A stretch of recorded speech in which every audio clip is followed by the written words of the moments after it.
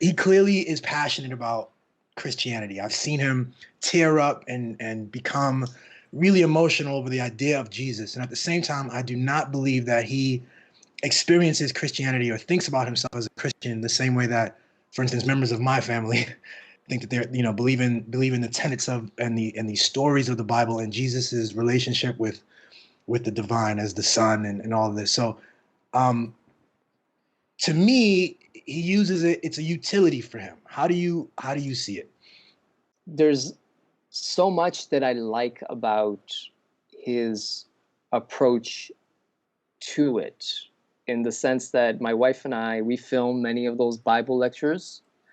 So I'm sitting there right behind the camera with the little red light, and I'm listening to these things I've never listened to before, because I, I'm just not, I'm just not drawn to religion, because it just feels so collectivist to me. Really, it's just like, sorry, stranger with a robe, you do not have any morality over anything. Earn that, right? Anyway, but so we're there, and I'm listening to these stories, and it's like, okay, like as a filmmaker, as a storyteller, as a writer, I like hearing, oh, that's interesting, Jacob's Ladder. That's, oh, Cain and Abel. Oh, that's like in so many films, and I like parsing it out. Like, I'm a big like hip hop head, so when I listen to a song, I try to find who sampled it. I'm like, that sounds where. So I like that genealogy of expression. So then if I look at like Cain and Abel, right? Or some of these other stories that I'm forgetting now that are from the Bible, and I think about, well, this is like that film on Netflix I just saw last week. So that's cool. It's cool. I think that's the right word for it for me. It's like, oh, that's interesting to think about. He gets that there's something about things that are old that makes people want to hear more about it. So he's using that Christian vehicle as a way to give people a sense of shared identity. Um, and and I'm telling you, man, I know people that, like, it's such a trip. It's like, I know people that have become Christians. I know people that have gotten married because of Jordan. Mm. You know, Wow. because it's like, for a long time, right? Like, I was born in '83, so I'm a '90s kid. Religion was always not cool. Mm. Like, you go to church, what are you, scared? Like, it was always like that, right? Where I grew up, Yeah. right? It was just not cool going to church, let alone a mosque. It's like, so so there's that. So then Jordan's trying to bring that back, and he's made it kind of interesting, because he came out in the limelight so badass, right? Clint Eastwood, right? He played, like, he had that Clint Eastwood meme, and he played like Tom Petty. I'm not gonna back down, and I won't use your words, and they loved it, right? It's like, you made conservatism cool again, right? So people went with that, and they were like, oh, by the way, there's some really cool stories here. Now, some of them have become like Christians and like go to church. Some of them just like the story. Some of them just like Jordan. Mm-hmm. So it's complicated. And but also, Jordan wanted to have an apparatus behind him, like in the Bernie article in Toronto Star, right? Like, he wanted to buy a church so that he could give sermons, but he's not going to give the type of sermons that you would expect. He's going to basically do his own thing, Mm-hmm. right?